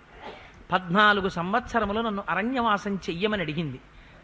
సత్యమునకు ధర్మమునకు బద్ధుడైన నా తండ్రి నన్ను 14 ఏళ్ళు అరణ్యవాసం చెయ్యమని శాసించారు. అందుకని నేను అరణ్యవాసానికి వెళ్ళిపోతున్నాను సీత. 2, భరతుడికి పట్టాభిషేకం చేస్తున్నారు. నీకొక్క విషయం చెప్తున్నాను. భరతుడికి పట్టాభిషేకం చేసిన తరువాత భరతుడు ఈ రాజ్యానికి రాజు అవుతాడు. విప్రియం చ కర్తవ్యం భరతస్య కదాచన సహి రాజా ప్రభుశ్చైవ దేవస్య చ కులస్య చ. ఆయన కేవలం కోసల రాజ్యానికి రాజవడమే కాదు, మన కులమునంతటికీ కూడా శాసించగలిగినటువంటి ప్రభువై ఉంటాడు. నా మరిదికారు కదా అని నువ్వు చాలా తక్కువ చేసి చులకనగా లేకపోతే సంతోషంతో గబుక్కుని వదినిగారిని కదా అని చొరవగా మాట్లాడతావేమో. ఇప్పుడు నువ్వు భరతుడి చేత రక్షింపబడుతున్నటువంటి స్త్రీవి. అందుకని భరతుడితో అంత చొరవగా మాట్లాడకు. ఆయన్ని ప్రభువుగా గౌరవించి ప్రవర్తించడం నేర్చుకో. అంతఃపురంలో నా తల్లి కౌసల్య యొక్క సపర్య చెయ్యి. కైకమ్మకి కౌసల్యకి భేదం నేను ఎన్నడూ చూడలేదు. అందుకని కౌసల్య, సుమిత్ర, కైకమ్మ, దశరథుడి యొక్క ఇతర భార్యల్ని కూడా సేవించు. నేను వెళ్ళిపోయానని మా అమ్మ యమసదనాన్ని చేరడం కోసమని చెప్పి అన్నం తినకుండా కన్నుల వెంట నీరు కారుస్తుంది. మా అమ్మ కన్నీరు తుడిచి మంచి మాటలు చెప్పి ఆవిడ పాద సంవాహనం చెయ్యి అని ఈ మాటలన్నీ చెప్తే సీతమ్మ తల్లి అంది. అన్నీ విన్న తర్వాత, మీరు చెప్పినవన్నీ నాకు బాగానే వినిపించే, కానీ ఒక్క మాటే ఏమిటో తేడాగా వినిపిస్తోంది. ఏమిటో నువ్వుండు నేనెడతానన్నట్టు మాట్లాడుతున్నారేమిటి? మనం వెళ్ళాలనాలి కదా మీరు. ఏమిటి నేను వెడతాను నువ్వుండు, నేను వెడతాను నువ్వుండు అంటున్నారేమిటి? ఇదేమిటో కొంచెం గమ్మత్తుగా ఉంది ఈ మాట. అదేమిటి అలా ఎందుకుంటాను నేను? మీరు మీ నాన్నగారి మాటకి కట్టుబడి ధర్మమునందు ప్రవర్తించడానికి వెడతానంటున్నారు కదా, నాకు ఓ ధర్మం తెలుసు రామా, చెప్పనా అంది. చెప్పు అన్నాడు. అంటే ఆవిడెంత అందంగా చెప్పిందో చూడండి. ఒకే ఇంటిలో తల్లి ఉంటుంది, తండ్రి ఉంటాడు, బిడ్డలుంటారు, కొడుకులుంటారు, కోడళ్ళుంటారు, కూతుళ్ళుంటారు, అల్లుడుంటాడు. ఇంటి యజమాని భాగ్యాన్ని తీసుకొస్తాడు. వీళ్ళందరూ పంచుకుంటారు, అందరూ అనుభవిస్తారు. కానీ భర్తతో కష్టం కానీ సుఖం కానీ దేన్నైనా సరే పంచుకోవడానికి అన్ని కాలముల యందు భర్త కన్నా కూడా వేరుగా చూడబడడానికి వీలు లేని రీతిలో కలిసి భాగం పంచుకోవడానికి సిద్ధపడే వ్యక్తిగా వేరుగా చెప్పనటువంటిది ప్రపంచంలో భార్య ఒక్కతే. భార్య భర్త అంటే ఇద్దరు ఒకటే. భర్త కష్టంలో ఉంటే భార్య కష్టంలో ఉన్నట్టే లెక్క. అంతేగాని ఆయనకు కష్టంగానండి ఈవిడికి కష్టం ఏమిటండి అని అనకూడదు. ఇద్దరిది కష్టమే. అందుకని నువ్వు అరణ్యవాసానికి వెడితే నేను వెళ్ళిపోయినట్టే. అదేంటి నువ్వు ఇక్కడుండు, నువ్వు సేవ చెయ్యి, నువ్వు శుశ్రూష చెయ్యి, ఇదేంటి ఇలా మాట్లాడుతున్నావు రామా? నాకు ఆశ్చర్యంగా ఉంది. భర్తుర్భాగ్యం తు భార్యైక ప్రాప్నోతి పురుషర్షభ అతశ్చైవాహమాధిష్ట వనే వస్తస్యమిష్యసి. అందుకని నేను అరణ్యానికి వచ్చేస్తాను నీతోటి. నా పిత నాత్మజో నాత్మాన నా మాత నా సఖీజన ఇహ ప్రేత్య చ నారీణాం పతిరేకోగతి సదా. తల్లి కాని, తండ్రి కాని, అన్నదమ్ములు కాని, అక్క చెల్లెళ్ళు కాని, కడుపున పుట్టినటువంటి బిడ్డలు కాని, రాజ్యం కాని, సంపద కాని, ఇవి ఏవి స్త్రీకి గతి కావు. కష్టమైన నిష్ఠూరమైన స్త్రీ అనబడేటటువంటి జీవికి పొందవలసినటువంటి గమ్యస్థానము అన్నది ప్రపంచంలో ఒక్కటే, భర్త.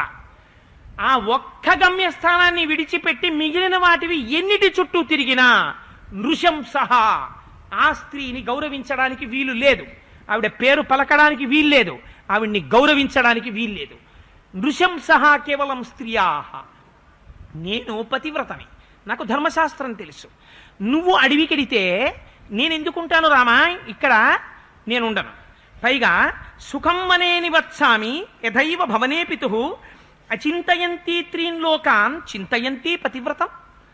రామా, నీకు ఇంకొక మాట చెప్తున్నాను. హంస కారండవా కీర్ణాః పద్మినీ సాధుపుష్పితాః ఇచ్చేయం సుఖినీ ద్రష్టుం త్వయా వీరేణ సంగత. నీతో పాటుగా వచ్చేసిన తరువాత అక్కడ హంసకారండవాది పక్షులు స్నానం చేస్తూ ఆడుకునేటటువంటి సరోవరాలలో స్నానం చేస్తూ నీతో పాటు క్రీడించడంలో నేను ఇష్టాన్ని పొందుతాను. నీతో కలిసి నడుస్తూ నీ పక్కన కూర్చున్నప్పుడు పొందేటటువంటి సుఖం ముందు నాకు 3 లోకములు తీసుకొచ్చి నాకు ధారపోసిన నీ పక్కన కూర్చున్న సుఖం రామా నాకు రాదు, అందుకని నేనుండను, నేను నీతోనే వస్తానండి. అంటే రాముడు అన్నాడు, సీత నీకు తెలియదు, నా వెంట వస్తానంటున్నావు, నేను ఎక్కడికెడతానో తెలుసా? నేను వెడుతున్నది అరణ్యవాసానికి ఎడుతున్నాను. అరణ్యం అంటే ఎలా ఉంటుందో తెలుసా? అరణ్యవాసం చేసేవాడికి కొన్ని నియమాలు ఉంటాయి. అరణ్యవాసం చేసేటప్పుడు 3 కాలముల యందు స్నానం చెయ్యాలి. 3 కాలముల యందు స్నానం చేసేటప్పుడు ఒక్కొక్కసారి అసలు ఆ ధ్వని వింటేనే భయం వేస్తుంది, అటువంటి జలపాతములు పడుతుంటాయి. ఒక్కొక్క నదిలో స్నానం చేద్దామని వెడితే అక్కడ పెద్ద బురద ఉంటుంది, కొంచెం లోపలికి వెడితే మొసళ్ళు వచ్చి పట్టుకుంటాయి.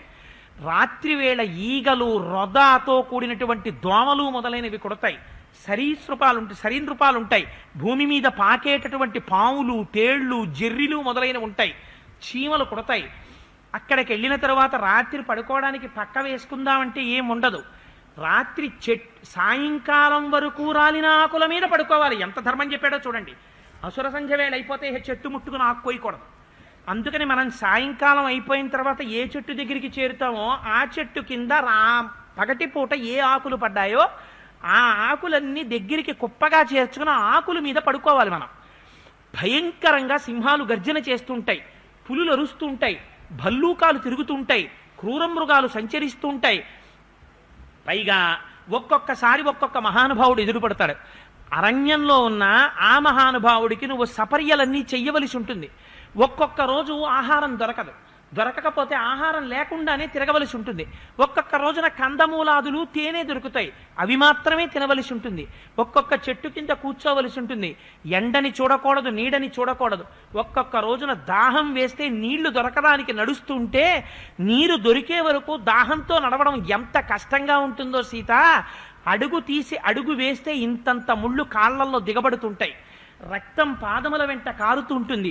అన్ని కష్టములకు పడుతూ అరణ్యవాసం చెయ్యాలి. ఆ అరణ్యవాసానికి తగినటువంటి జీవితం నీ జీవితం కాదు.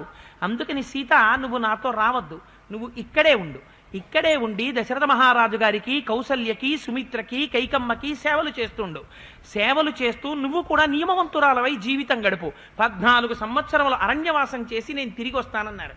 రాముడు ఎంత పరీక్ష పెడతాడో చూడండి. భార్య కదా అని సీతను తీసుకెళ్ళడానికి ఇష్టపడకపోతే ఆవిడంది, ఏ త్వయా కీర్తిదా దోష వనే వస్తవ్యతాం ప్రతి గుణా విత్యేవతాన్ విద్ధి తవ స్నేహ పురస్కృతాత్. నిజంగా ఈ మాట సీతమ్మ తల్లి చెప్పడం కాదండి. నిజంగా కొత్తగా పెళ్ళయినటువంటి దంపతులు ఎవరైనా ఉంటే నాకనిపిస్తుంది దుర్మార్గుడు ఇలాంటివన్నీ రాసి ఇచ్చాడనుకుంటాం. కానీ ఈ శ్లోకాన్ని తెల్ల కాగితం మీద ఎర్రసిరాతో రాసి పటం కట్టించి దాన్ని తీసుకెళ్ళి కొత్త దంపతులకి బహుమతిగా ఇవ్వాలి. ఎందుకనంటే సీతమ్మ అంటుంది ఈ శ్లోకంలో, నిజమేనయా పులులుండొచ్చు, సింహాలుండొచ్చు, ఇంతంత ముళ్ళుండొచ్చు, నీళ్లు దొరకకపోవచ్చు, ఆకుల మీద పడుకోవచ్చు, అన్నం దొరక్కపోవచ్చు, క్రూర మృగాలు ఉండొచ్చు. కానీ రామా నువ్వు పక్కన కూర్చుని సీత అని ప్రీతిగా నాతో మాట్లాడితే ఇవన్నీ నాకు గుణాలైపోతాయి. నువ్వు పక్కన కూర్చుని లేవనుకో, నువ్వు నా పట్ల పెడముఖంతో ఉన్నావనుకో, ఎన్ని భోగభాగ్యాల మధ్య నుండని నువ్వు ఇలా ముఖం తిప్పితేనే నాకు అవి విషమైపోతాయి. అలాంటిది నువ్వు లేకుండా నేను ఇక్కడ పరవాన్నాలు తింటాను, నువ్వేమో అరణ్యంలో ముళ్ళు గుచ్చుకుంటూ తిరుగుతావా? ఈ కష్టాలన్నీ విని రాముడు ఎలా ఉన్నాడో అని తలుచుకుంటూ హంసతూలికా తల్పం మీద నేను పడుకోనా? ఎలా పడుకుంటాను రామా? నువ్వు నా పట్ల ప్రీతితో ఇలా చూడు చాలు, నాకు ఈ అరణ్యం అంతా శోభాయమానం అయిపోతుంది, నేను నీ పక్కన తిరుగుతాను. ఇంకొక మాట చెప్తున్నాను, త్వయాచ సహ గంతవ్యం మయా గురుజనాజ్ఞయ తద్వియేగేన మే రామ త్వక్తవ్యమిహ జీవితం అధచాపి మహాప్రాజ్ఞ బ్రాహ్మణానాం మయా శృతం పురా పితుగృహే సత్యం వస్తవ్యం కిలమేవనే అని ఆవిడ కింత్వామన్యత వైదేహ పితామే మిథిలాధిప రామజామాతరం ప్రాప్య స్త్రియం పురుష విగ్రహం అనృతం బత లోకోయ మజ్ఞానాద్యది వక్షసి తేజోనాస్తి పరం రామే తపతీత దివాకరే నత్వహం మనసాప్యన్యం ద్రష్టాస్మి తదుర్తేనఘ తయా రాఘవ గచ్చేయం యథాన్యా కులపాంసని యస్య పద్యంచ రామాత్థ యస్య చార్ధే వరుధ్యసే త్వం తస్య భవవశ్చస్య విధేయశ్చ సదానఘ అని. నాయన రామచంద్రమూర్తి, నీతో ఒక్క మాట చెప్తున్నాను, నువ్వు కూడా విను. నాకు చిన్నతనంలో పెద్దలైనటువంటి వారు నాకు కూడా ఒక మాట చెప్పారు. ఏమని? నీకు కూడా ఒక ధర్మం ఉంది, నువ్వు ఆ ధర్మం పాటించాలని చెప్పారు. నువ్వు పెద్దల మాట విని కదా వెళ్ళిపోతున్నానంటున్నావు తండ్రి మాటకి. నాకు తండ్రి మాట ఇచ్చారు. నాకు కూడా తండ్రి ఒక మాట చెప్పారు వివాహం చేసినప్పుడు. నీకు తండ్రి ఏమని చెప్పాడు? 14 ఏళ్ళు అడవికి వెళ్ళమని చెప్పాడు. నా తండ్రి కూడా నాకు చెప్పాడు నీతో పంపించేటప్పుడు. ఏమని చెప్పాడు? ఇయం సీత మమ సుత సహధర్మచరీ తవ ప్రతీచ్య చైనాం భద్రంతే పాణిం గృహ్ణీష్వపాణిన పతివ్రత మహాభాగా ఛాయేవానుగతా సదా. నీ వెంట నీడలా వస్తుందని చెప్పాడు. నువ్వు అరణ్యానికి వెళ్ళిపోతే నీ నీడ అంతఃపురంలో ఉండదుగా. అందుకని నీ పెద్దలు చెప్తే నువ్వు అరణ్యానికి వెళితే, నా పెద్దలు చెప్తే నేను నీ నీడలా రావాలిగా. అంటే నువ్వు పితృవాక్య పరిపాలన చేసేవాడివి, నేను పితృవాక్య పరిపాలన చెయ్యని దాన్నా? మరి నేను రావద్దా? నీకు బ్రాహ్మణులంటే అంత గౌరవం అంటావే. నాకు చిన్నప్పుడు బ్రాహ్మణులు జ్యోతిష్యం చెప్పారు, నువ్వు కొంతకాలం వనవాసం చెయ్యాల్సి ఉంటుందని. అందుకని నాకు వనవాసం చెయ్యవలసినటువంటి సమయం ఆసన్నమైందని అర్థమైపోతోందిగా. అందుకని నేను నీతో రావద్దు. అంతఃపురంలో ఉండు, అంతఃపురంలో ఉండు, నిన్నిక్కడందరూ రక్షిస్తారు, అక్కడ పులులుంటాయి, సింహాలుంటాయంటావు. ఏం నువ్వు రక్షించలేవా? అసలు నిన్ను చూస్తే అవన్నీ పారిపోవా? భూతములకు మహాభూతంలా కోదండం పట్టుకుని నిలబడతావే. ఇవాళ ఏమయ్యాలా చేతకాని వాళ్ళే మాట్లాడతావు. నిన్ను చూస్తుంటే నాకేమనిపిస్తోందో తెలుసా? పురుష రూపంలో ఉన్నటువంటి స్త్రీవని తెలియక మా నాన్న నీకిచ్చి కన్యాదానం చేశాడు. ఇది అధిక్షేపణ కాదు, మీరు జ్ఞాపకం పెట్టుకోండి. ఇక్కడ మీరు సీతమ్మ తల్లి రాముణ్ణి దైవంగా చూసి ఏదో దైవాధిక్షేపణ చేసింది అని మీరు భావన చేస్తే మళ్ళీ రామాయణం యొక్క సహజత్వం నుంచి మీరు పక్కకి వెళ్ళిపోయినట్టే. ఎంత సీతమ్మ కానివ్వండి, 14 ఏళ్ళు నేను వెళ్ళిపోతాను, నువ్వు రావద్దు, నువ్వు ఇక్కడుండు, అక్కడ ఇంతంత ముళ్ళుంటాయి, నా కాల్లో గుచ్చుకుంటాయి, సింహాలు అరుస్తుంటాయి, ఆకుల మీద పడుకుంటాను, తేనె తాగుతూ ఉంటానంటే ఎక్కడున్నాడో కూడా తెలియదు. ఎక్కడో అరణ్యాల్లో ఉంటాడు. తను మహాపతివ్రత అయి ఇక్కడేమో తన అందరికీ సేవలు చేస్తూ ఉంటుందే. ఆయనేమో అడవిల్లో ఉంటాడా? ఎంత కడుపు మంట వచ్చేస్తుంది, నువ్వు రావద్దు, నువ్వు రావద్దు, అడవిలు కష్టంగా ఉంటాయంటే నేనేమో సుఖపడిపోవాలనుకునేదాన్నే. నువ్వేమో తండ్రి కోసం ఎంత కష్టాలైనా పడిపోతావా? ఎంత మాట అన్నావా? అని ఆక్రోశం వచ్చేసి, అవన్నీ ఉంటే నువ్వు రక్షించలేవా? చేతకాని వాడివా? నువ్వు ఆడదాని అనుకుని ఆడదానివని తెలియక మా నాన్న కన్యాదానం చేశాడు. అలా మాట్లాడకపోతే అంత బాధ సీతమ్మ పొందనట్టు. అంత బాధ పొందితే తప్ప ఆవిడ మహాపతివ్రత కానట్టి. అంత బాధ పొందింది కాబట్టి ఆ నోటంటే ఆ మాట వచ్చింది. అందుకని నా దృష్టిలో ఆ శ్లోకం సీతమ్మ తల్లి యొక్క పాతివ్రత్యాన్ని ఆవిష్కరిస్తుంది. అందుకని అంత అందంగా అంత సహజత్వంతో ఆ శ్లోకాన్ని చెప్పింది తల్లి. చెప్పి ఒక మాట చెప్పింది, రామా నన్ను కౌసల్య సేవ చేయి, దశరథుడి సేవ చేయి, భరతుడు చూసేటప్పటికి జాగ్రత్తగా ఉండు, భరతుడు పెద్దవాడు, రాజ్యం చేస్తాడు, ఇన్ని మాటలు చెప్తున్నావు. నువ్వు తండ్రి గారికి సేవ చేయి, ధర్మం, నేను కాదన్నా. నేను కూడా మామగారికి సేవ చేస్తాను ఇప్పుడు నువ్వు ఇక్కడ ఉన్నప్పుడు. నువ్వు తల్లిగారికి సేవ చేయి, ధర్మం, నేను కూడా అత్తగారికి సేవ చేస్తాను ఇప్పుడు నువ్వు పక్కన ఉన్నప్పుడు. నువ్వు అరణ్యానికి వెళ్ళిపోతే నీ కాళ్ళు పట్టడానికి నేను పక్కన ఉండను, నీకు ఇంత తేనె పట్టడానికి నేను పక్కన ఉండను. నువ్వు అంత బాధపడుతూ ఒక్కడివి తిరుగుతుంటే నా పమిట కొంగుతో నీ చెమట తుడవడానికి నేను ఉండను. నేను నిన్ను వదిలేసి వీళ్ళందరికీ సేవలు చేయనా? ఏమైనా యుక్తంగా ఉందా? అది నువ్వు ఉన్నప్పుడు నేను సేవలు చేస్తే అర్థం ఉంది. నీ సేవ మాని వీళ్ళ సేవలు నేను చెయ్యడం ఏమిటయా? అందులో నాకు ఏ తృప్తి ఉందని చెయ్యను. నా మనసు ఆక్రోశించిపోతుంటుంది నీ కోసం. నాకు కావలసినది నీ సేవ. రామా నేను నీతోనే వస్తాను. ఇంకొక మాట చెప్తున్నాను, నువ్వు సూర్యుడి వంటి తేజస్సున్నదానివి. సీతమ్మ తల్లి అధిక్షేపించి మాట్లాడాలంటే ఈ మాట చెప్పదు కదా. నువ్వు సూర్యుని వంటి తేజస్సున్నవాడివి. ఎవరైనా సూర్యుని వంక చూసి ఈ సూర్యుడిలో తేజస్సు లేదు అనగలడా? ఎప్పుడూ తేజస్సు ఉంటుంది. అలా రామా నీ యందు ఎప్పుడూ తేజస్సు ఉంటుంది. పైగా నీకొక మాట చెప్తున్నాను, తేనె దొరకని, పండు దొరకని, ఆకు దొరకని, ఒక జంతువు మాంసం ముక్క దొరకని. రామా నువ్వు నా పక్కన కూర్చుని, సీత ఇవాళ తేనె ఒక్కటే దొరికింది, మన ఇద్దరం తాగుదాం అని చెప్పి నీతో కలిసి ఇంత తేనె తాగితే నా కడుపు నిండిపోతుంది రామా. నీతో కలిసి ఒక్క పండు తింటే నా కడుపు నిండిపోతుంది రామా. నీతో ఒకవేళ నీకు లేక నాకు లేక ఒక రోజు ఉపవాసం ఉండిపోతే నీ భుజం మీద భుజం వేసి నీతో కలిసి మాట్లాడడంలో నేను కష్టం మర్చిపోతాను రామా. నిన్ను నేను ఎప్పుడూ నాకు ఆహారం పెట్టు, అవి తీసుకురా ఇవి తీసుకురా అని అడగను రామా. నిన్ను సుఖపెట్టాలి అన్నది నా అభిప్రాయం అయితే అరణ్యానికి వెళ్ళాక మా నాన్నగారు ఎలా ఉన్నారో, మా అమ్మ ఎలా ఉందో, మా మామగారు ఎలా ఉన్నారో, అయోధ్య ఎలా ఉందో అంటాను అనుకుంటున్నావా రామా? నేను అలా అనేదాన్ని కాదు, అది నా శీలం కాదు. నిన్ను ఎన్నటికీ కష్టపెట్టను రామా, నన్ను మాత్రం తీసుకెళ్ళు. నీ పక్కన కూర్చుని ఇంత తేనె తాగని నా కడుపు నిండుతుంది. ఇక్కడ కూర్చుని పంచభక్ష పరమాన్నాలు తినమను. నేను ఒక క్షణం నిన్ను విడిచి బ్రతకలేనన్న మాట చెప్పి నువ్వు వెళ్ళిపోయిన తరువాత నేను మరణించడం కన్నా, నువ్వు వెళ్ళిపోయే లోపల నేను మరణిస్తే నువ్వు ఉండగా నీ తొడ మీద నా తల పెట్టుకుని జీవితాన్ని వదిలిపెట్టేస్తాను. నన్ను నమ్మావా, నీతో తీసుకెళ్ళు. నన్ను నమ్మలేదా, నా ప్రాణాలు విడిచిపెట్టేయడానికి అనుమతి ఇచ్చేసేయి అని చెప్పి కంఠాన్ని గట్టిగా కౌగిలించుకుని ఆయన గుండెల మీద పడి, ఇంతకు ముందెన్నడూ అలా ఏడవడం చేతకాని సీతమ్మ కంటి వెంట చెరువులోని నీరు పద్మంలోంచి కిందకి స్రవిస్తే ఎలా ఉంటుందో అలా కన్నుల వెంట నీరు కారిపోతుంటే ఆయన గుండెలు తడిసిపోయేటట్టు వెక్కి వెక్కి ఏడ్చేసిందట. ఏడ్చేస్తే రాముడు అన్నాడు, సీత నిన్ను విడిచి నేను ఉండగలనా? ఒక్క క్షణం బ్రతకగలనా సీత? ఎలా ఊహించావు నేను ఉంటానని?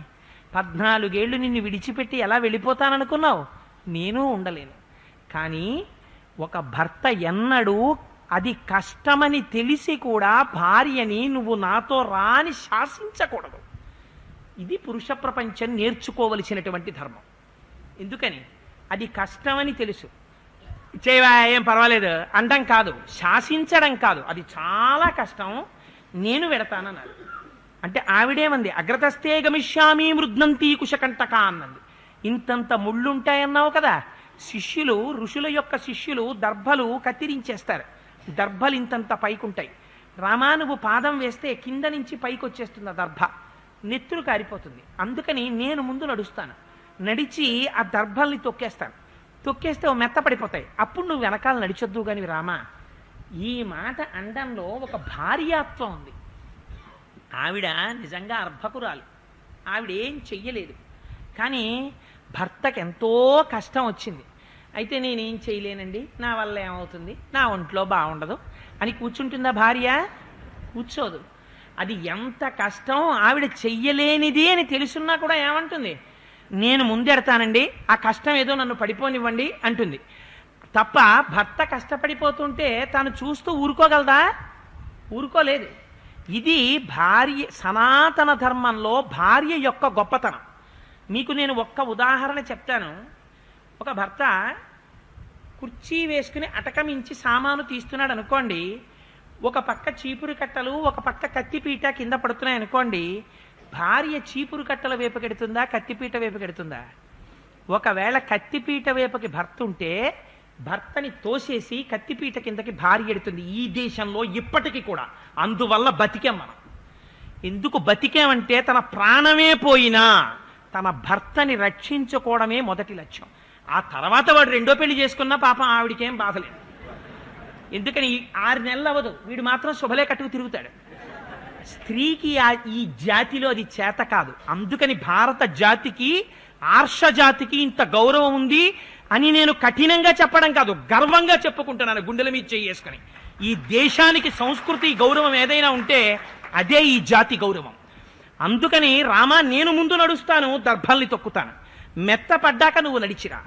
ఇది ఇవాళ సీతమ్మ ఆర్షజాతిలో ఉన్న స్త్రీలందరికీ ప్రతినిధిగా ఒక మహాపతివ్రత ఎలా మాట్లాడాలో అలా మాట్లాడింది.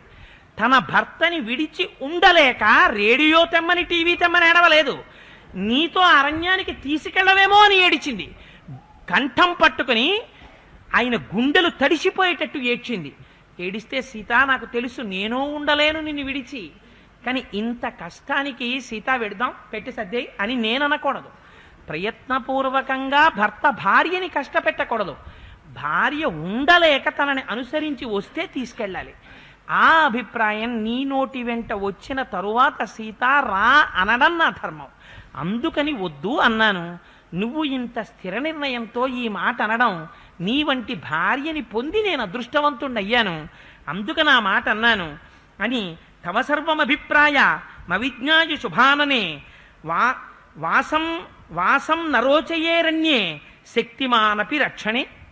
అంతక తప్ప నిన్ను రక్షించలేనంత చేతకాని వాణ్ణి కాదు సీత, తొందరగా నువ్వు ఇక్కడ ఉన్నవన్నీ దానం చేసేసయ్యి అన్నాడు. ఈ మాట రాముడు తప్ప వేరొకడు అనలేడు. ఎందుకని 14 సంవత్సరాలు సీత రత్నాలు వజ్రాలు అవన్నీ లాకర్లో పెట్టాయి, నీ బంగారం సామాన్ అంతా లోపల బ్యాంకులో పెట్టాయి, లేకపోతే ఇక్కడ మనం ఎవరిని నమ్మడానికి వీల్లేదు, ఎందుకైనా మంచిది మా అమ్మకి పట్టుకెళ్ళి ఇచ్చే, పూజామందిరం పీట కింద పెట్టేస్తుంది, తలుపులవి జాగ్రత్తగా తాళాలి అని చెప్పలేదు. అలా చెప్తే రాముడు ఎందుకు అవుతాడండి? 14 ఏళ్ళు మనం ఈ ఇంట్లో ఉండేది లేదు. ఎందుకు ఆ తల్పం? రత్నాలతో తేయబడినటువంటి తల్పం ఎందుకు? అందుకని సీత మన దగ్గరున్న రత్నాలు ఇప్పటి వరకు దశరథ మహారాజు గారి పెద్ద కుమారుడిగా నా ఖాతాలో జమ అయినటువంటి ద్రవ్యం కోశాధికారిని పిలిచి అంతా తీసుకొచ్చేయమన్నాడు. తీసుకురమ్మని ఈ ధనమంతా దానం చేసేసాయి. సుబ్రాహ్మణుల్ని పిలిచి వాళ్ళందరికీ దానం చేయి. ఈ దానాలు చూసి మా అమ్మ పొంగిపోవాలి, ఎన్ని దానాలు చేశాడో నా కొడుకని. అంటే ఆఖరికి తన బట్టలు, తన కేయూరాలు, తను వేసుకునేటటువంటి ఆభరణాలు అన్నీ సీతమ్మకి ఇచ్చి దానం చేయడానికి సిద్ధం చేసి వశిష్ఠుని యొక్క కుమారుడైన సుయజ్ఞుణ్ణి పిలవమన్నాడు. పాత్రత ఉండాలి, దానం ఎవరికి పడితే వాళ్ళకి ఇవ్వడానికి వీల్లేదు. మీరు పట్టుకెళ్ళి ఓ వెండి చెంపిస్తే ఆ వెండి చెంపు పట్టుకెళ్ళి తాకట్టెట్టుకుని ఆయన సాయంకాలం కనపడిన చోట కనపడి ఆ పుచ్చుకున్న దాంతో రోడ్డు మీద పడి మీకు దర్శనం ఇచ్చాడు అనుకోండి, ఉపయోగం ఏమిటి ఆయనకి దానం ఇచ్చి? అందుకని దానం ఇచ్చేటప్పుడు ఉపయోగించుకునేవాడికి దానం ఇవ్వాలి. అందుకని సుయజ్ఞుణ్ణి పిలవమన్నాడు. పిలిచి వశిష్ఠ మహానుభావుడి యొక్క కుమారుడు కనుక ఆయనకి దానమిద్దాం, మిగిలినటువంటి గోవులు మొదలైనటువంటివన్నీ బ్రాహ్మణులకి దానమిద్దాం, పిలవమన్నాడు. ఇది త్యాగంతో బ్రతకడం అంటే రాముడంటే. ఈ మాటలన్నీ వింటున్నట్టంతకు ముందే అక్కడికి వచ్చిన వాడు ఎవరు? లక్ష్మణుడు. లోపలికి మాత్రం రాడు ఇక్కడ ఒక్కచోట. ఎందుకని? భార్యాభర్తలు ఉన్నారు కనుక. అక్కడ ధర్మమే. ఎంత కోపిష్టివాడైనా అక్కడ కూడా వచ్చేయకూడదు.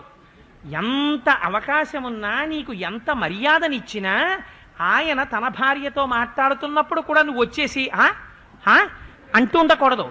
అదో గౌరవం. వారితో మాట్లాడుతున్నప్పుడు నువ్వు దూరంగా ఉండాలి. అందుకని లక్ష్మణుడు దూరంగా ఉన్నాడు. ఇవేమాయన చెప్పరు, కానీ అందంగా మాట్లాడతారు. అందుకని బయట ఉన్నాడు లక్ష్మణుడు అన్నారు. ఎప్పుడు వచ్చాట? నువ్వు సీత నాతో రా అన్నాక వచ్చాట లోపలికి. పరిగెత్తుకుంటూ వచ్చి సభ్రాతుశ్చరణౌగాఢం నిపీఠ్య రఘునందన సీతామువాచ అతియశాం రాఘవంచ మహావ్రతం. రామచంద్రమూర్తి యొక్క పాదములను గట్టిగా పట్టుకున్నారట. సీతమ్మ తల్లి మహాకీర్తివంతురాలైనటువంటిది, పరాక్రమవంతుడైనటువంటి వాడు రామచంద్రమూర్తి. ఇద్దరి ముఖాల వంక చూశారట, చూసి మాట్లాడుతున్నారట. ఏమని? అన్నయ్య, నిన్ను విడిచిపెట్టి నేను ఒక్క క్షణం కూడా బ్రతకలేనన్నయ్య, నువ్వు నాకు అనుమతి ఇచ్చావని అనుకున్నాను. ఇంతసేపు సీతమ్మ తల్లినే రావద్దన్నావు, నన్ను రమ్మంటావో రావద్దంటావో అని భయం పట్టుకుంది అన్నయ్య నాకు.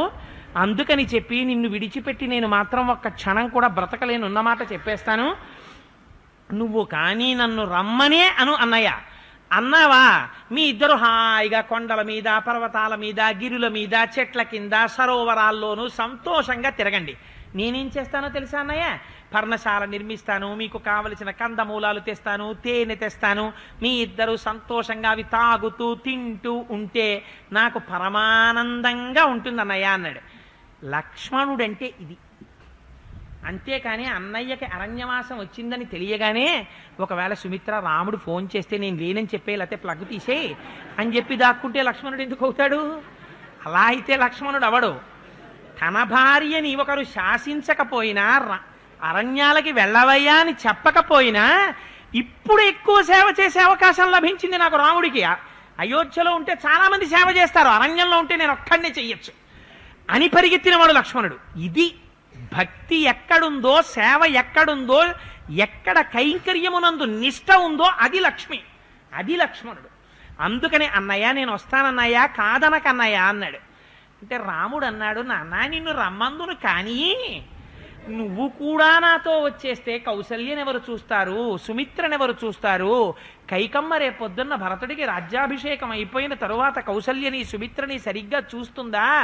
నువ్విక్కడుంటే కాస్త కౌసల్యని సుమిత్రని జాగ్రత్తగా చూస్తావు కదరా, అందుకని తండ్రి నా మాట వినరా, ఇక్కడుండు అన్నాడు. అంటే చూడండి, చంటి పిల్లలు చిన్న పిల్లలు మాట్లాడతారు, లక్ష్మణుడి మాట అలాగే ఉంటుంది అంతే. ఒరే ఈ ఈ ఆదివారం సినిమాకొద్దు, వచ్చే ఆదివారం మళ్ళీ అమ్మ నేను పెడతాను, నాన్న నిన్ను తప్పకుండా తీసుకెడతాను, సోమవారం గ్రాండ్ టెస్ట్ అంటున్నావు కదా, నువ్వు దానికి ప్రిపేర్ అవ్వు అన్నారు అనుకోండి. సినిమాకే వచ్చేయాలనేటటువంటి వ్యామోహం అపారంగా ఉన్నవాడు ఏమంటాడు, అవన్నీ నేను ఎప్పుడో చదివేశానండి బాబు, 4 రోజుల క్రితం మా ఫ్రెండ్స్ అందరం కలిసి ప్రైవేట్లో టెస్ట్ పెట్టుకుంటే 100కి 150 మార్కులు వేసేసి నీ పేపరు అబ్దుల్ కలాం గారు దిద్దాలు రా అన్నారండి మా ట్యూషన్ మాస్టర్. అవన్నీ వచ్చేసాయండి బాబు, ఇంకా చదివితే నాకు ఇబ్బంది ఉంది, ఇంకా చదివేశాను అనుకోండి ఉన్నో మర్చిపోతాను, సినిమాకి వస్తే నాకు రిలీఫ్ కింద ఉంటుంది, బాగా రాయగలను అంటాడు. అలా లక్ష్మణుడు అంటాడు, చిన్నపిల్లలు ఎలా మాట్లాడతారో అలాగే అంటాడు. ఏమిటన్నయ్యా కౌసల్యని సుమిత్రని నేను చూడడం ఏమిటన్నయ్యా, కౌసల్య దగ్గర 1000 గ్రామాలు ఉన్నాయి, ఆవిడ సహస్ర గ్రామాధికారిని, నాలాంటి వాళ్ళని మా అమ్మ సుమిత్ర లాంటి వాళ్ళని 1000 మందిని ఆవిడ పోషిస్తుంది, నేను ఆవిడ్ని చూడడం ఏమిటి, ఆవిడ్ని పోషించడం ఏమిటి. అన్నయ్య అన్నయ్య ఇంక ఇలాంటి సాకులన్నీ చెప్పకన్నయ్యా, నాకు జవాబులు చెప్పడం రాదు, వచ్చే లక్ష్మణ అని ఒక్క మాట అన్నయ్య చాలు, నేను గవ పెట్టి తీసుకుంటానన్నాడు. చూశాడు, చూసి లక్ష్మణ నీలాంటి వాడు నాకు అనుజుడిగా పుట్టడం నా అదృష్టం రా, నిన్ను విడిచి నేను ఉండగలనా లక్ష్మణ, నువ్వు వచ్చేయి అన్నాడంతే. ఇంకా మా ముత్యాలు సత్యనారాయణ ఎలా పరిగెడతాడో అలా పరిగెత్తాడంతే. గబగబా వదిన అన్నయ్య దానం ఇచ్చేయమన్నాడు కదా, సుయజ్ఞుడు వెళ్ళి కాకేసుకొచ్చేస్తాను అన్నాడు, పరిగెత్తుకుంటూ సుయజ్ఞుడి దగ్గరికి వెళ్ళిపోయాడు. ఎంత సంతోషమో అన్నయ్య అంటే. అన్నయ్యకి ఏదైనా బాధ వచ్చిందంటే మాటలో క్రౌర్యం ఉంటుంది. అన్నయ్య గురించి మాట్లాడాలనుకోండి ఎంత గొప్పగా మాట్లాడతాడో చూడండి. సుయజ్ఞ సుయజ్ఞ నువ్వొక్కసారి అంతఃపురానికి రావాలి, ఇప్పటి వరకు ఎవ్వరూ ఇక్ష్వాకు వంశంలో ఏ పని చెయ్యలేకపోయారో అంత గొప్ప పని చేయడానికి రామచంద్రమూర్తి ఉద్యుక్తుడవుతున్నాడు, చూద్దు కాని రా అన్నాడు. దానం పుచ్చుకోవడానికి రా అనలేదు. మా అన్నయ్య గొప్ప, ఎప్పుడు అన్నయ్య గొప్పే, అక్కడ మాట్లాడితే అలా మాట్లాడతాడు. అన్నయ్యకి ఏమైనా కోపం, అన్నయ్యకి కష్టం వచ్చిందా తన అవధులు తప్పిపోతాడు, అంత కోపం ముందు వచ్చేస్తుంటుంది. రామాయణ వాసాంతం లక్ష్మణుడి క్యారెక్టర్ అంతే. ఎందుకని, కైంకర్య ప్రీతి, సేవ చేయడం అంటే ఇష్టం, ఆయనకి బాధ వస్తే తట్టుకోలేడు. అందుకని సుయజ్ఞుణ్ణి తీసుకొచ్చేశాడు, తనకున్న సామాన్లన్నీ దానం చేసేశాడు. ఆ తర్వాత మిత్రులందరినీ పిలిచాడు. ఎంత ఆనందమో, నేను బయలుదేరిపోతున్నాను అన్నాడు. కౌసల్య దగ్గరికి వెళ్ళి చెప్పొచ్చాడు మహానుభావుడు రాముడు. అసలు సుమిత్ర దగ్గరికి వెళ్ళి చెప్పను కూడా లేదు లక్ష్మణుడు, ఎందుకంటే గుర్తుండదు ఇక రాముడే, ఆయనకి తల్లి తండ్రి దైవం పోషకం అన్నీ రాముడే. రాముడితో వెళ్ళిపోతున్నాడు, నేను ఇంకోటికి చెప్పడం ఏమిటి, అంతే. ఎంత ఆనందమో ఆ రాముడితో వెళ్ళిపోవడం అంటే. అందుకని రామా నేను వచ్చేస్తున్నాను మా ఫ్రెండ్స్ అందరికీ చెప్పేశాను, పెట్టేసి తీసుకున్నాను అంటే నిజంగా అలా అన్నానని అనుకోకండి మహాప్రభు, అన్నానంతే అని తనకున్న వస్తువుల్ని సంభారాల్ని అన్నిటినీ కూడా దానం చేసేశాడు. దానం చేసేసి సిద్ధపడ్డాడు. ఇప్పుడు రామ లక్ష్మణ సీతమ్మలు కలిసి ఒక్కసారి బయలుదేరి దశరథ మహారాజు గారి మందిరానికి వెళ్ళి తన యొక్క ధర్మాన్ని నిలబెట్టుకోవడానికి దండకారణ్యానికి బయలుదేరడానికి సిద్ధపడుతున్నాడు. అమ్మయ్యా, నేను తండ్రిని సత్యమునందు ప్రతిష్ఠితుణ్ణి చేయగలిగినటువంటి పరమాద్భుతమైన అవకాశాన్ని నిలబెట్టుకోగలుగుతున్నాను, మా అమ్మ ఆశీర్వచనాన్ని పొందాను అని రాముడు తృప్తిగా ఉన్నాడు. రాముడితో వెళ్ళడానికి అనుమతి లభించిందని సీతమ్మ తృప్తిగా ఉంది. సీతారాములతో వెడుతున్నానని లక్ష్మణుడు తృప్తిగా ఉన్నాడు అని ఒక మంగళప్రదమైన వాక్యంతో ఇవాల్టి ఉపన్యాసాన్ని పూర్తి చేసి, రేపు చూద్దురు గాని కౌసల్య పాత్ర ఎలా మారిందో, కైకమ్మ ఎలా ప్రవర్తిస్తుందో అక్కడికి వెళ్ళాక, 2 పాత్రలకి తేడా ఏమిటో, మనం ఎలా బ్రతకాలో, శ్లోకాలు ఎలా ఉంటాయో, వాల్మీకి మహర్షి కళ్ళ ఎదుట ఎలా నిలబెడతారో రేపటి రోజు ఉపన్యాసంలో మీరు దాని గురించి విందురుగాని. ఇవాళ మనం అలవాటు పెట్టుకున్నాం గనక ఆ రామనామాన్ని ఒక్కసారి 11 మాటలు స్తోత్రం చేసి బయలుదేరదాం. అందుచేత పెద్దలను ప్రేమించు వారికి ప్రేమనిచ్చును శ్రీరామనామము,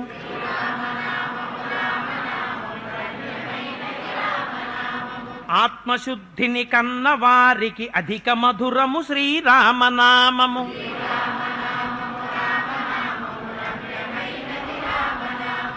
గుట్టుగా గురు సేవ చేసిన గుణములొసగును రామనామము.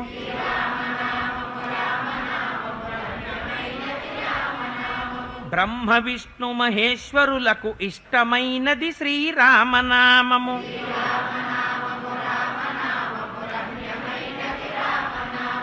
పరమపదమును చేరుటకు దారి చూపునది శ్రీరామనామము.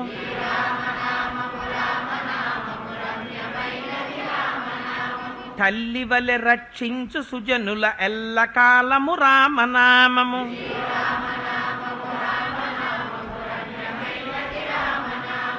జ్ఞానులకు ఆత్మానుభవ జ్ఞానమే శ్రీరామనామము.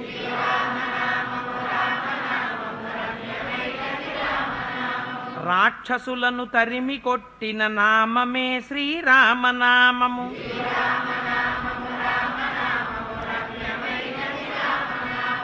మంగళంబగు భక్తితో పాడిన శుభకరంబగు శ్రీరామనామము.